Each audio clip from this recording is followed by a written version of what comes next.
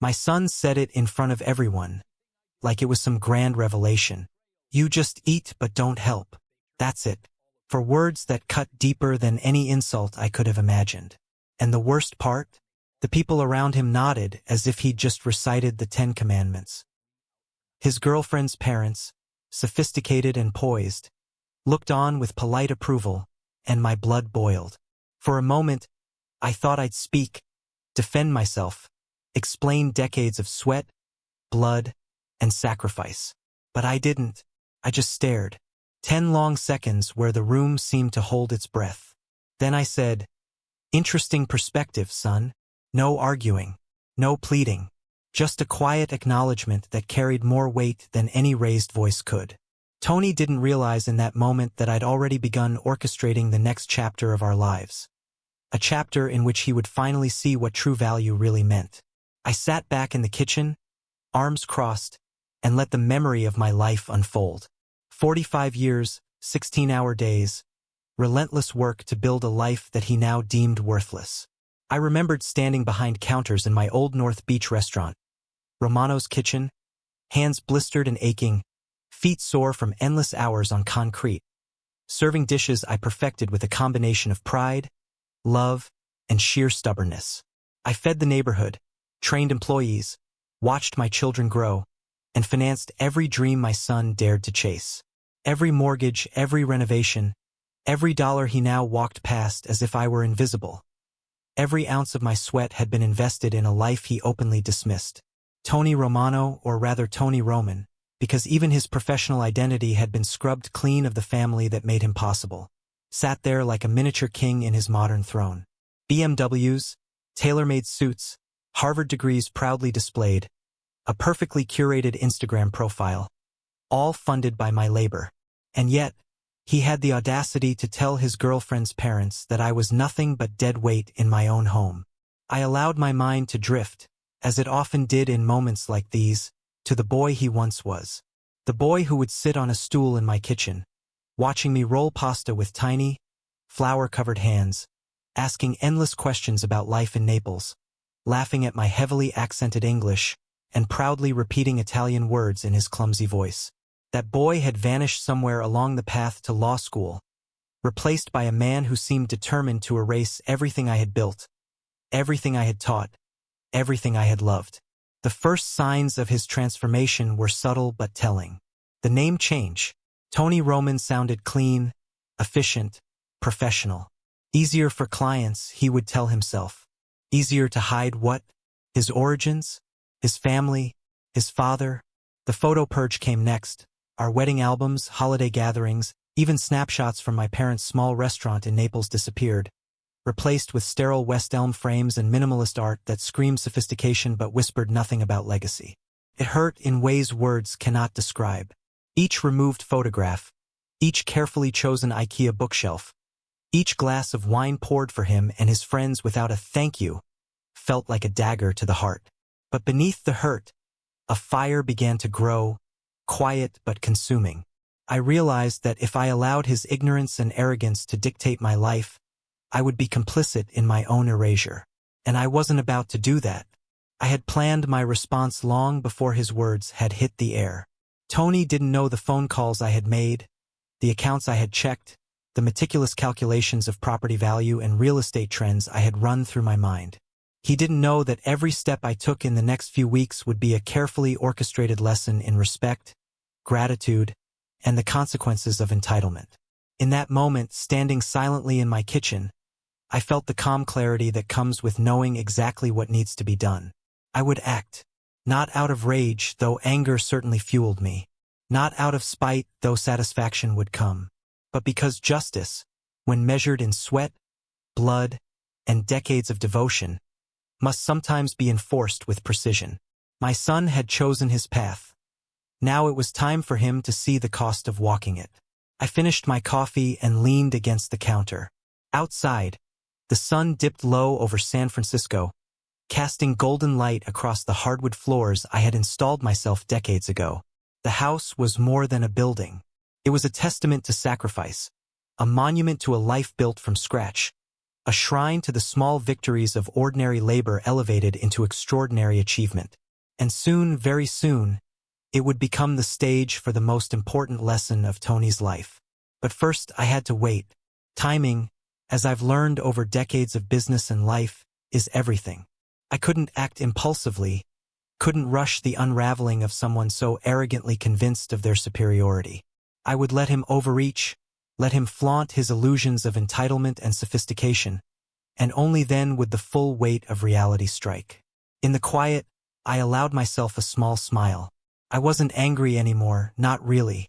I was strategic. I was patient. And I was finally ready to show Tony Roman the meaning of value, the meaning of legacy, and the irreplaceable worth of the man he had deemed disposable. The first move was already in motion. By the time he realized what had happened, everything he had taken for granted, the house, the luxury, the admiration of his peers, would be gone.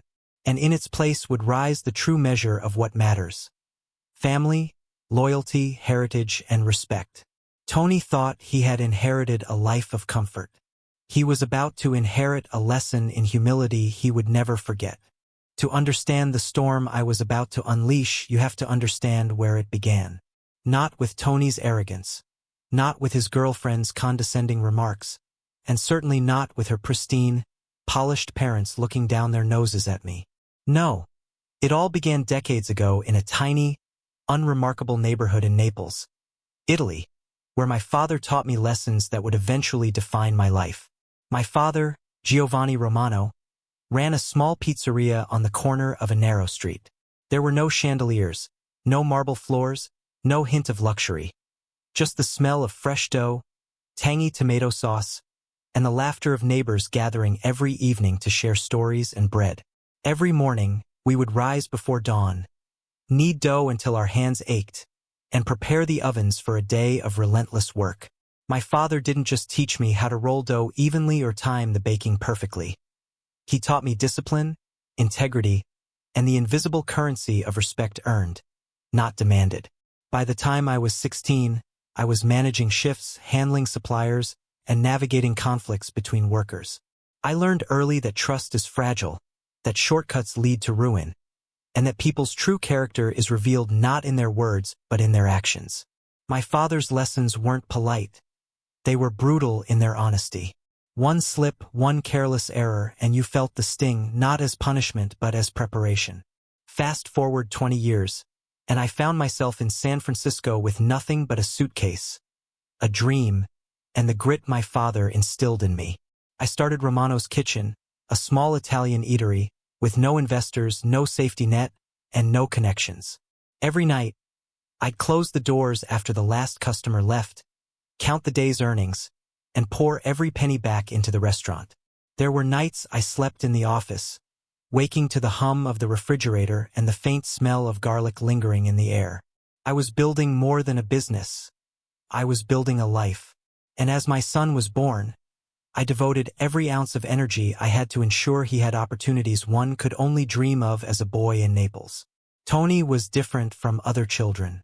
Even as a toddler, he had a sharp mind, a quick wit, and an uncanny ability to observe the world with a critical eye. I nurtured his talents, encouraged his curiosity, and taught him to respect others, especially those who worked hard to make life better for everyone. But somewhere along the path from childhood innocence to adulthood, something shifted. Ambition became entitlement. Observation became judgment. Gratitude became disdain. The first sign came subtly during his high school years. While his peers were playing video games or complaining about homework, Tony began cataloging what he considered failures in our lives. The old furniture wasn't chic enough, my Italian accent wasn't sophisticated enough, our lifestyle wasn't glamorous enough. He didn't say these things to me directly. Instead, he whispered them to friends, teachers, and eventually mentors who reinforced the idea that he deserved more, that the world owed him more. By the time he graduated from college, Tony had perfected the performance of refinement. A new name, a polished resume, an impeccable wardrobe, and a network of people who nodded approvingly at his every word. But beneath the surface of this meticulous presentation, the roots of arrogance had deepened. He began to view the people who had nurtured him, myself included, not as family, but as props in the stage set of his life. The arrival of his girlfriend, Victoria, marked a turning point. She was everything Tony admired: poised, wealthy, cultured, and impeccably groomed. I tried to be welcoming. I offered to help with wedding plans, gave advice when asked, and made a point of showing respect for her parents. But Victoria's parents had their own expectations. They valued pedigree over effort, money over memory, and appearances over authenticity. The collision of their world with ours was inevitable. Tony, eager to impress, adapted quickly. He performed the role they wanted to see: a successful, sophisticated, self-made man, entirely independent of his family. And in the process, he erased us. Our photographs were removed from his social media. Our history was rewritten. Every dinner, every anecdote, every story I had shared about our family's struggles and triumphs was either ignored or subtly dismissed. I watched, heart aching, as my son became a stranger to me. Not in physical distance, he was right there, but in spirit. He no longer understood the lessons I had lived by. He no longer valued hard work, loyalty, or honesty. He only valued perception. And yet, I refused to despair. Pain can be a powerful teacher, and I realized that the moment had come to transform this pain into action. Victoria's condescending comment at our son's wedding, calling me low class, was not merely rude. It was the culmination of years of disrespect, the crystallization of a worldview that discounted labor, integrity, and sacrifice. The audience laughed politely, oblivious to the history, the struggle, the blood that had paved Tony's path. It was a moment of utter betrayal, but also an opportunity. I began crafting a strategy, one that required patience, cunning, and attention to detail. My goal wasn't revenge in the conventional sense. It wasn't about anger or humiliation. It was about revelation, teaching Tony and Victoria that life built on illusion, performance, and entitlement is fragile, and that true wealth lies in authenticity, loyalty, and respect. Every conversation I would have, every action I would take, every subtle maneuver would be calculated to illuminate their errors without them realizing the depth of my foresight. In this, I was not alone. Memories of my father, of my mentors, of every lesson I had absorbed in Naples and San Francisco guided me. I understood people, patterns, and psychology in ways that Tony and Victoria could not anticipate. And so, with quiet determination, I began my campaign, not out of anger but out of principle. The family they thought they could manipulate and dismiss had far more power, far more history, and far more wisdom than they could ever imagine. This was the stage now set. A family humbled by labor, a son corrupted by entitlement, and outsiders convinced of their superiority. The game had begun. The pieces were in place. And I, having endured decades of struggle and betrayal, was ready to play with the precision of a master, revealing truths in ways that would leave Tony and Victoria stunned, embarrassed, and finally, enlightened. The day of the wedding arrived like a storm cloaked in sunshine. The venue sparkled, crystal chandeliers refracting light onto polished marble floors, gold-trimmed chairs arranged with meticulous precision, and floral arrangements that seemed too perfect to be real. Guests buzzed with anticipation, sipping champagne and trading compliments, their conversations a gentle hum beneath the classical strings playing softly in the background. Everything was flawless, artificial, rehearsed, and there I was, standing at the edge of the grand hall, dressed in my best suit, feeling simultaneously out of place and entirely in control. I wasn't nervous. I wasn't angry. I was observing, like a hawk circling over prey, calculating every variable, noting every personality, and anticipating every reaction. Years of experience had taught me that chaos often lurks beneath perfection. I just needed the right moment to let it surface. The first hint of the coming disaster came during the pre-ceremony photos. Victoria, radiant in her designer gown, whispered to one of the photographers, "Can you make sure my father's face isn't too visible in this one?" Her tone wasn't just dismissive. It was a statement, a subtle declaration that my presence was a blemish on her carefully curated world.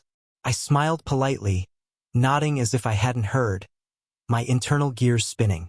Tony was oblivious.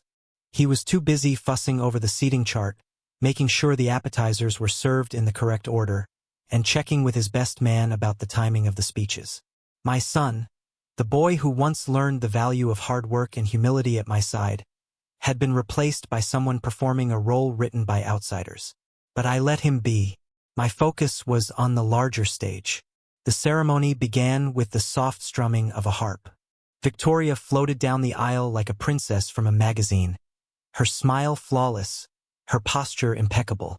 Guests rose, cameras clicked, and I felt the tension in the room rise like a pressure cooker.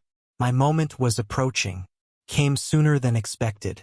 During the reception, Victoria leaned across the table, her jeweled bracelet catching the light, and in a voice just loud enough for nearby guests to hear, she said, "Honestly, Michael, I never expected you to, be so low class."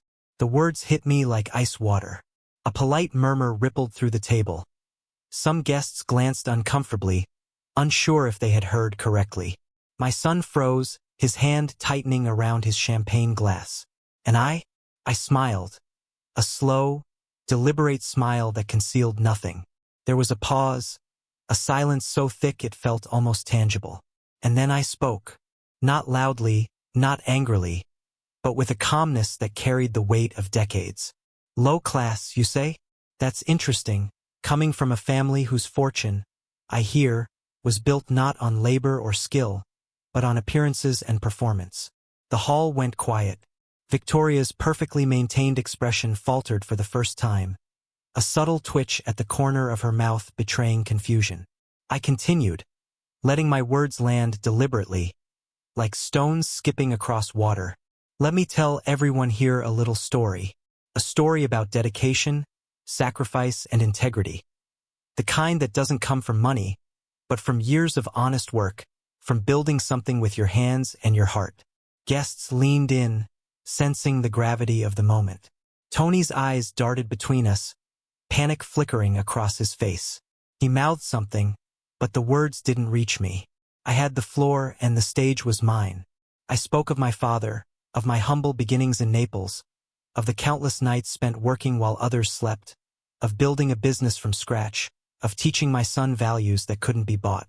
I painted a vivid picture of our family's journey, highlighting the grit, resilience, and loyalty that had shaped us.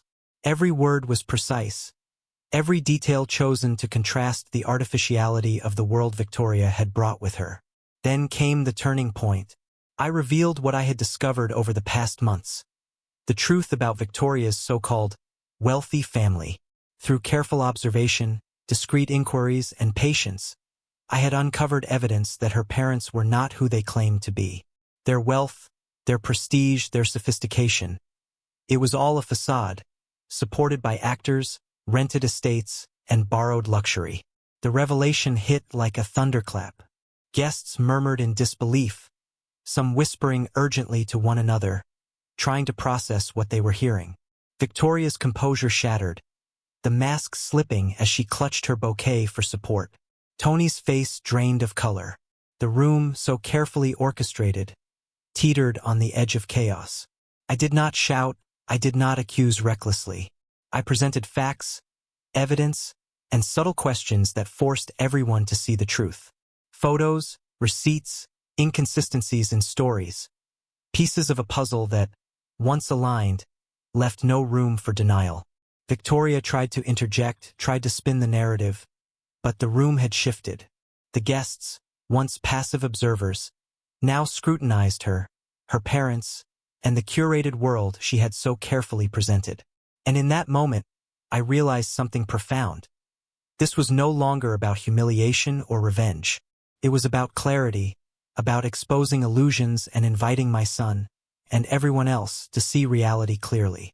Tony was stunned, his performance crumbling in real time. He looked at me with something like recognition, the boy I had raised flickering back through the veneer of entitlement. By the time the evening concluded, the wedding had transformed from a glittering performance into a stage of truth. Guests whispered, some applauded quietly, others recoiled, but one thing was certain. The world had shifted, and there was no going back. Victoria and her family were exposed, and Tony's carefully constructed illusions lay in ruins. For me, this confrontation was not an act of cruelty. It was a reclamation of reality, a reminder that integrity, honesty, and hard-earned respect cannot be bought, borrowed, or faked. And as I watched my son finally face the consequences of aligning himself with illusion over substance, I knew the real work, the work of rebuilding, reconnecting, and restoring family, was only just beginning. The aftermath of the confrontation was like a storm that refused to dissipate. What had begun as whispers among the guests became a cascade of reactions. Shock, disbelief, indignation, and, in a few pockets, admiration. The room no longer felt like a wedding hall. It felt like a courtroom, the air thick with judgment, eyes darting, whispers slicing the atmosphere. I stood at the edge, calm, observing, letting events unfold exactly as I had planned. Victoria's facade had crumbled entirely. Her poise, which had seemed impervious mere hours ago, now flickered with desperation. She attempted to regain control, speaking quickly, trying to deny the evidence I had presented, but the proof was overwhelming. Every rented estate, every hired family member, every ostentatious display of wealth, none of it held up under scrutiny. The whispers became louder, a wave of realization washing over the room. Her parents, once towering figures of fabricated prestige, now seemed small, frantic, caught in a web of their own making. My son, Tony, was frozen at the center of it all. The boy I had watched grow into a man of promise now grappled with the dissonance between perception and reality. He had believed in Victoria's world, in the elegance she projected, but the truth had arrived unannounced, merciless, and undeniable. I could see the flicker of understanding in his eyes, the recognition that wealth and appearances are not a measure of character, and that sometimes the greatest deception comes wrapped in beauty and privilege. Guests shifted in their seats, some nodding subtly in my direction, silently acknowledging the courage it took to speak the truth so publicly. Others looked around, uneasy, uncomfortable with the unraveling of a carefully curated spectacle. It was fascinating to watch human behavior, the mixture of relief, embarrassment, and voyeuristic intrigue that comes when illusions collapse. People want drama, but not when it implicates them too closely. Victoria's mother, a woman who had played the role of socialite with painstaking precision, was now visibly shaken. Her carefully rehearsed smiles faltered, replaced by a forced composure that did nothing to mask the panic in her eyes. The father, once the picture of controlled authority, seemed to shrink in stature, as though the very walls of the venue had grown too small to contain his discomfort. I observed, noting every micro-expression, every quiver of the hand, every twitch of the mouth. Then came the questions. Quiet at first, cautious, like a trickle of water testing a dam. Are you sure? How did you find out? What proof do you have? Each question was an opportunity, a chance to solidify the narrative I had constructed. I answered methodically, presenting documents, timelines, and subtle details that left no room for dispute. The evidence was not delivered in anger but in clarity, in precise, deliberate order. It was undeniable because it was factual, and facts are difficult to argue against when the world is watching. Victoria's attempts to manipulate the narrative failed spectacularly. She tried flattery, threats, even tears, but the room no longer responded to performance. People could sense authenticity, and authenticity had aligned with truth. The hired actors, the staged wealth, the borrowed status, all were exposed for what they were. It was a spectacle, yes, but one stripped of illusion, raw and unfiltered. Tony began to speak, haltingly at first, his voice a mix of confusion and awakening. I didn't know, he said, looking from Victoria to her parents and finally settling on me. I thought they were real. I thought everything was real. His words were not excuses, they were acknowledgments, the first step toward reconciling perception with reality. I nodded, my own expression neutral but firm, understanding that this was a pivotal moment in his life. The fallout extended beyond the immediate room. Guests who had been complicit, who had nodded along with the illusion, now found themselves questioning everything. Conversations erupted across tables, private messages were exchanged discreetly, and the carefully constructed social media facade began to crack as subtle photos and videos circulated among attendees. People had seen the truth unfold, and truth, once witnessed, is difficult to ignore. Even after the initial shock, repercussions rippled outward. Vendors who had been part of the grand performance began to whisper among themselves, realizing that some arrangements had been staged purely for appearances. Friends who had been invited for status rather than affection quietly reconsidered their loyalties. It was a lesson in social dynamics, a vivid reminder that authenticity, though sometimes messy and uncomfortable, carries a power that imitation cannot replicate. I observed all of this, my role shifting subtly from avenger to guardian. I had exposed the illusion, yes, but I had also created an opportunity, a chance for my son to see the world clearly, to rebuild relationships based on reality rather than pretense. Victoria and her family would have to live with the consequences of their choices, but Tony had a path forward, one rooted in truth and integrity. As the evening drew to a close, the atmosphere was irrevocably altered. The glittering decorations, the soft music, the carefully orchestrated toasts, all seemed almost surreal against the backdrop of revelation. Guests departed in a quiet hum of conversation, their expressions a mix of admiration, disbelief, and contemplation. Tony stayed close to me, silent for a moment, absorbing the lesson that had unfolded before him. "Dad," he finally said, voice low, "thank you for showing me." I placed a hand on his shoulder, steady, reassuring. "Always," I replied. "Sometimes the hardest truths are the ones that teach us the most." The day had begun as a celebration of union, a showcase of wealth and glamour, but it ended as a revelation, a crucible of truth that exposed lies, clarified values, and redefined relationships.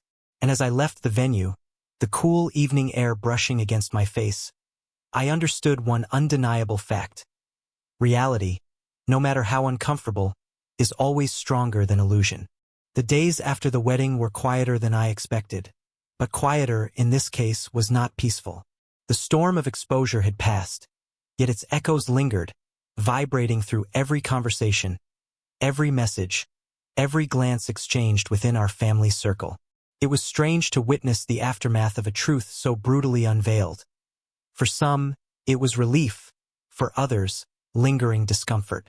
And for my son, Tony, it was a journey from confusion toward clarity, an awakening that could not be rushed or forced. At first, the silence felt heavy. Conversations at home revolved around the events of the wedding but lacked the laughter and joy that typically follow family gatherings. Tony seemed pensive, withdrawn at times, as though processing a world he had just discovered was not as it appeared. I understood completely. I had been in similar situations before, where illusions had masked reality, and the process of untangling truth from performance was slow, meticulous, and sometimes painful. We started small, with conversations that focused not on what Victoria and her family had done, but on how Tony felt, what he needed, and how he envisioned moving forward. I made a conscious effort not to judge or lecture, understanding that emotional rebuilding requires space, not pressure. Tony's voice grew steadier as the days passed, and he began articulating thoughts he had held back. His frustrations, his confusion, and even his lingering guilt for having been deceived. Listening became my primary role, allowing him to lead the narrative of his own healing. Family dinners became our safe zone. We laughed again, tentatively at first, discovering the small joys that had been overshadowed by public drama. We shared stories, not of material wealth or social appearances, but of personal triumphs, lessons learned, and shared memories. It was in these intimate moments that the foundation for rebuilding began. Trust, like a fragile sapling, needed attention and care to grow, and slowly it did. Tony began to confront his own expectations about relationships, love, and authenticity. He realized that being deceived had not made him weak. It had sharpened his awareness, refined his instincts, and clarified his values. Together, we discussed the difference between admiration and validation, between surface-level charm and deep, enduring character. These were hard conversations but necessary ones, moments that would shape his future decisions. The broader social aftermath was another layer entirely. Friends and extended family reached out, offering their support and, in some cases, their apologies for having been complicit or too trusting. Conversations that had once revolved around status and appearance now centered on authenticity, empathy, and mutual respect. It was a subtle but profound shift, a recalibration of values that extended beyond just our immediate family. I also reflected on my own role in all of this. Exposing Victoria and her family had been necessary, yes, but it had been a delicate balance. My approach needed to be measured, precise, and, above all, rooted in truth. The exposure was not about revenge. It was about revealing reality and protecting my family from further harm. In hindsight, it was a moment of clarity, not just for Tony, but for me as well. Sometimes leadership, even within a family, requires action that is decisive, courageous, and morally unambiguous. As the weeks went by, Tony began to rebuild his social and emotional life. He reconnected with friends who valued authenticity over appearances, began setting boundaries, and discovered a newfound sense of self-respect. He started engaging in activities that aligned with his true interests, not those dictated by social pressure. Watching him reclaim his life was a quiet victory, far more satisfying than any public acknowledgement or social approval could ever be. We also established new family rituals, simple but meaningful acts that reinforced trust and togetherness. Weekend hikes, Sunday breakfasts, and late-night conversations became sacred spaces where honesty was encouraged, and pretenses were left at the door. These rituals, though small, carried immense significance. They were the threads weaving our family tapestry back together, stitch by careful stitch. There were moments, of course, when Victoria and her family attempted to reinsert themselves into our lives, sometimes through indirect channels or mutual acquaintances. We approached these situations with calm discernment, ensuring that boundaries were clear and that past lessons were firmly applied. Tony learned the importance of discernment and the courage it takes to say no to people and situations that threaten integrity, even when they come cloaked in charm or persuasion. Perhaps the most profound lesson, however, was about resilience. Life, I realized, is not about avoiding deception or hardship. It's about navigating them with clarity, grace, and unwavering adherence to truth. Tony's journey mirrored this realization. His growth was not linear, and there were setbacks, moments of doubt and anger. But through every challenge, he emerged stronger, wiser, and more self-assured. By the end of the month, the atmosphere in our home had transformed. The tension had eased, replaced by a grounded sense of reality. Tony's laughter returned, genuine and unforced. Conversations became richer, deeper, and more meaningful. And through it all, I recognized that exposure, confrontation, and truth, when handled responsibly, could serve not as destruction, but as a catalyst for rebuilding, not just of relationships, but of character, resilience, and wisdom. In that sense, the aftermath of the wedding was not merely about scandal or revelation. It was about growth, clarity, and the reclamation of authenticity. We had faced deception head-on, endured the emotional turbulence it brought, and emerged stronger and more united. And as I watched Tony embrace his renewed sense of self, I knew that the lessons learned would resonate far beyond a single event, shaping the way we approached life, relationships, and integrity for years to come. After the dust of the wedding scandal settled, I watched Tony navigate a landscape that was entirely unfamiliar to him, one where authenticity mattered more than appearances, and where trust had to be earned, not assumed. It was fascinating to observe this transformation unfold. He had always been intelligent, articulate, and charming, but the exposure had triggered something deeper, a confrontation with reality that demanded reflection, courage, and self-awareness. In the first week, Tony seemed almost hesitant to engage with the world. The shock of discovering that Victoria and her entire family were actors hired to maintain a facade had shaken him to the core. He would sit silently in his room, staring at the ceiling, replaying memories, and questioning his own judgment. How did I not see it? he asked one evening, voice heavy with frustration. I told him that discernment is not innate. It's learned, honed through experience. The key was not guilt but awareness, and he was beginning the journey of awakening. We started with small exercises in self-reflection. I encouraged Tony to journal his thoughts and feelings, to map out what had misled him and what values he truly wanted to prioritize moving forward. He was hesitant at first, resisting the idea that writing could be transformative.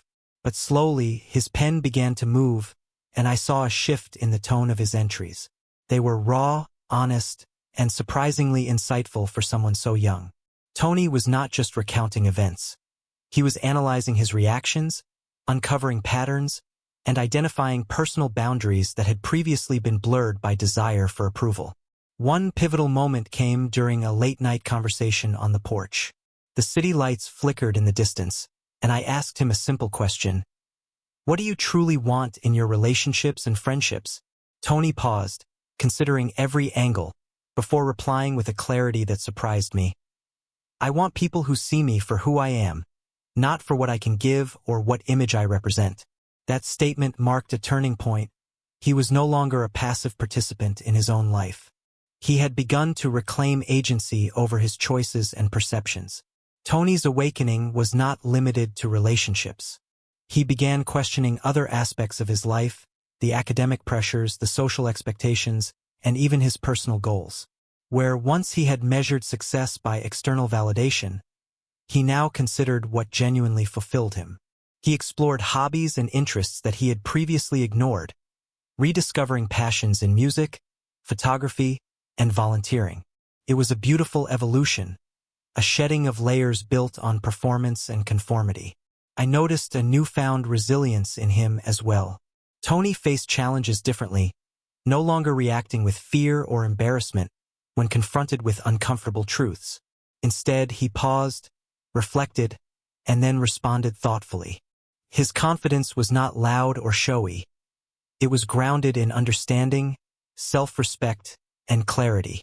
He was learning that power does not come from manipulation or social games.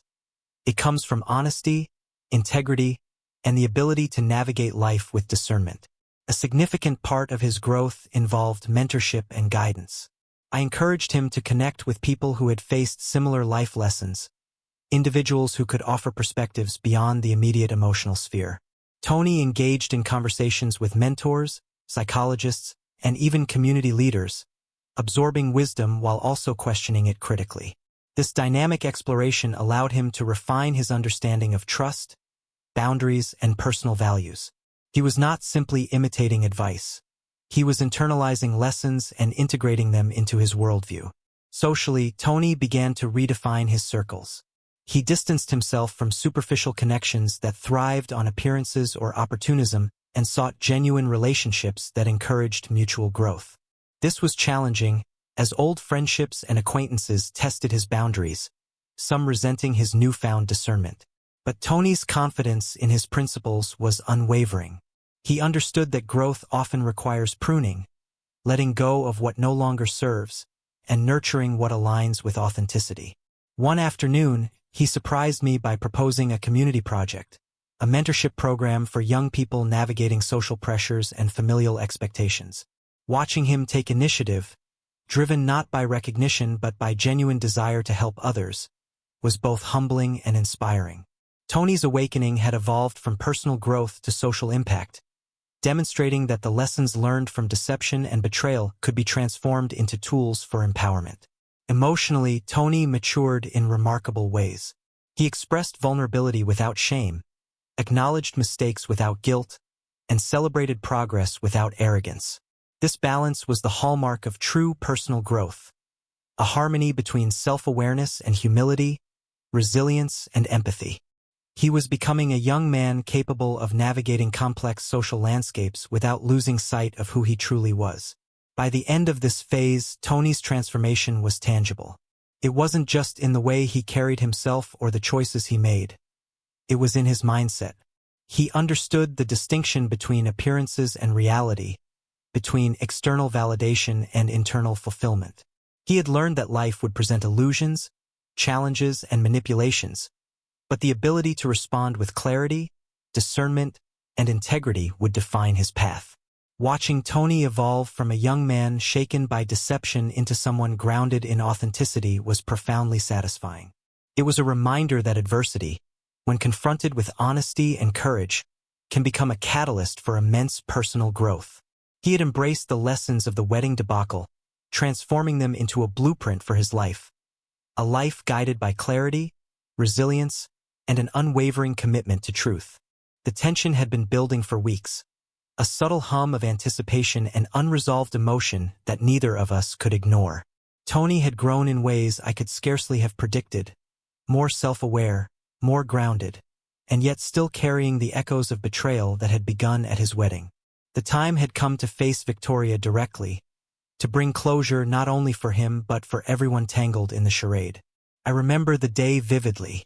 The air was crisp, carrying a sharp clarity that mirrored the mental state I wanted Tony to have. I told him, closure isn't about punishment. It's about understanding, accountability, and reclaiming your peace. He nodded, though the flicker of apprehension in his eyes was unmistakable. Victoria and her family had remained elusive, their public facade carefully maintained even as their deception had been exposed. But Tony needed answers, and it was time they were given. We arranged the meeting at a neutral location. A quiet, sunlit cafe far from prying eyes, somewhere we could control the environment without distractions or theatrics. Victoria arrived with her usual composed smile, but there was a subtle tightness in her posture. The actors accompanying her mirrored her expressions with the precision of professionals, but even they couldn't fully mask the discomfort. Tony's eyes met hers, steady and unflinching, yet free from the rage or shame that had clouded him earlier. This was not a moment for theatrics. It was a moment for truth. Victoria spoke first, her tone measured, almost rehearsed. "I assume you want answers," she said, glancing at her entourage briefly before focusing on Tony. I could see him take a slow breath, grounding himself. "I do," he replied simply, his voice calm but firm. The simplicity of the statement, free of anger, free of accusation, shifted the dynamic instantly. It was no longer a confrontation. It was an interrogation conducted with dignity and purpose. The conversation unfolded layer by layer. Victoria explained the reasons behind the deception, not that they justified the betrayal, but that they contextualized it. Money, image, social games, every detail was laid bare. She had expected fear, manipulation, maybe even dramatic breakdowns, but what she faced instead was comprehension and resilience. Tony asked questions without venom, sought understanding without condoning, and demanded accountability without theatrics. Every answer revealed cracks in the narrative she had built for so long. What struck me most was Tony's composure. He didn't need to dominate the conversation or assert moral superiority. He listened actively, reflected internally, and responded with clarity. At one point, Victoria tried to deflect, using charm and evasiveness, but Tony saw through it effortlessly. "I'm not asking you to change the past," he said. "I'm asking you to acknowledge it and accept responsibility for it. That's all closure requires."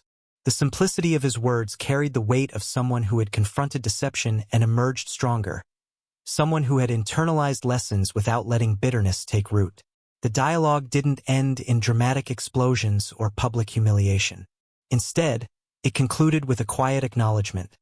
Victoria recognized the impact of her actions, and Tony recognized the reality of her choices. There was no reconciliation, no forced forgiveness, but there was an unspoken understanding that the chapter could close. Tony had claimed his peace not through confrontation or revenge, but through discernment and integrity. After Victoria left, there was a lingering sense of release. The cafe seemed to exhale along with us, the tension dissipating into the sunlight that filtered through the windows. Tony leaned back in his chair, eyes thoughtful. "It feels strange," he admitted. "I thought I'd feel relief, or maybe anger, but it's more like acceptance." That moment encapsulated the essence of closure. Not erasing the past, not pretending it didn't happen, but reclaiming your emotional power and moving forward without lingering chains. We discussed the encounter on the walk back, analyzing what had transpired, and more importantly, what it represented. Closure wasn't about her. It was about Tony reclaiming control over his own narrative. It was about understanding that some battles aren't meant to be fought externally. They're internal victories, measured by resilience, clarity, and self-respect. Tony had faced deception directly, navigated it with integrity, and emerged with a deeper understanding of himself and the world. This confrontation also served as a powerful teaching moment for those around him. I had observed how people often get consumed by revenge fantasies or the desire for public vindication. Yet the most profound victories are silent, internal, and transformative. Tony's handling of Victoria exemplified this principle. His growth, composure, and clarity were far more compelling than any dramatic exposure could have been. By the end of the day, Tony had reached a level of maturity few achieve without years of experience. He had seen deception, manipulation, and betrayal firsthand, and yet he responded not with vengeance but with wisdom. The chapter with Victoria and her family was now complete, sealed not with spectacle but with discernment, courage, and personal integrity. As we walked away, the city around us seemed brighter, almost symbolic of the clarity Tony had achieved. There was no animosity, no lingering bitterness, only the quiet strength of someone who had faced falsehood, navigated it with honesty, and stepped into a future unburdened by the illusions of others. This was closure in its purest form, a resolution that honored truth, personal growth, and the power of integrity over deceit. The days after the confrontation with Victoria carried a different rhythm. There was no grand announcement, no public fanfare, just the quiet, steady unfolding of life as Tony stepped into a new chapter. What struck me most was how subtly powerful this transition was. Change didn't always arrive with fireworks. Sometimes, it arrived as a calm certainty, a sense of clarity that reshaped every choice and action. Tony's demeanor had shifted noticeably. Gone was the tension that had shadowed him through the wedding debacle and the exposure of the deceitful family. In its place was a calm assertiveness, the kind that comes from confronting falsehood, standing tall and reclaiming your narrative. He walked with purpose, spoke with clarity, and made decisions with a focus that suggested he was no longer tethered by the illusions or expectations of others. Watching him, I realized the most profound transformations are internal. They may not be broadcasted to the world, but their effects ripple outward in everything you do. The first step toward moving forward was rebuilding trust, not in others immediately, but in himself. Tony had learned that deception and manipulation could shake confidence, but they didn't have to define him. He started small, reconnecting with friends he had distanced himself from, investing time in personal hobbies that had been neglected, and prioritizing emotional wellness.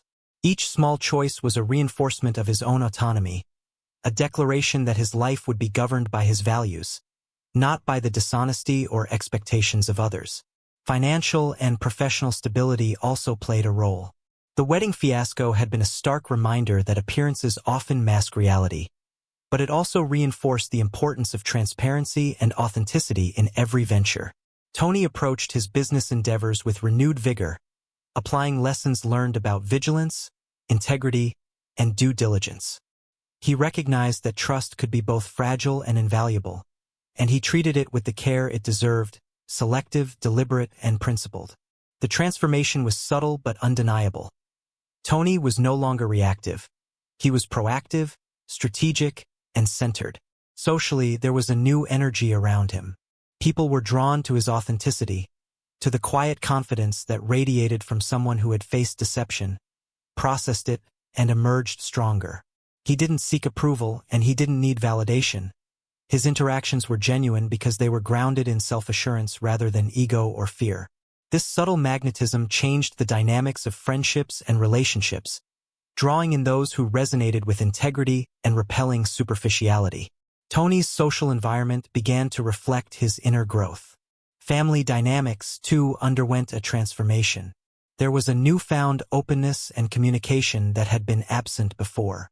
Tony approached conversations with patience, empathy, and clarity, applying the lessons he had learned from confrontation and closure.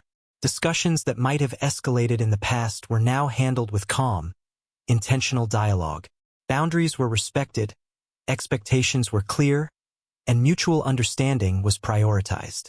The ripple effects of his personal growth extended far beyond himself, reshaping relationships in meaningful ways. Spiritually and emotionally, Tony had achieved a level of resilience that few experience without considerable hardship. The trials of the wedding and the exposure of deception had tested him, yet they also became catalysts for profound personal development. He practiced mindfulness, journaling, and self-reflection, allowing himself to process emotions fully without being trapped by them. Gratitude became a daily practice, gratitude for clarity, for lessons learned, and for the ability to navigate life with integrity. It was a quiet power, the kind that doesn't demand recognition but shapes every action and decision. The most symbolic step of all was Tony's willingness to embrace new beginnings, romantically, socially, and professionally. He didn't rush into anything, but he allowed himself to envision possibilities beyond the shadow of the past. He met new people, explored fresh experiences, and pursued opportunities that aligned with his renewed values. Each step forward was measured, intentional, and free from the burden of past deception. In essence, Tony had reclaimed not just his life, but his ability to shape it on his own terms. Ultimately, the story of betrayal, confrontation, and closure culminated in something larger than drama or revenge. It became a testament to resilience, integrity, and the transformative power of facing adversity head-on. Tony's journey was proof that even the most humiliating or painful experiences could serve as catalysts for profound growth. He had learned that true victory is not in public spectacle, but in internal fortitude, clarity, and the courage to move forward with purpose and authenticity. As we watched the sunset one evening, Tony reflected on the journey with a calm smile. "It's strange," he said. "I thought the wedding would define me, but it turned out to teach me. I lost nothing that mattered. I gained everything that does." And in that moment, it was clear. Tony's new beginnings were not just a continuation of life. They were a rebirth. The shadows of deception, drama, and betrayal had lifted, leaving behind only the clarity of self-respect, wisdom, and the quiet strength to face whatever came next. The future was no longer uncertain or frightening. It was a canvas, blank yet promising, waiting for choices made with integrity, courage, and authenticity. And for Tony, for everyone who had witnessed the journey, it was a reminder that life's most challenging moments often carry the seeds of the most profound growth. Moving forward wasn't just about leaving the past behind. It was about stepping into the life you were always meant to create.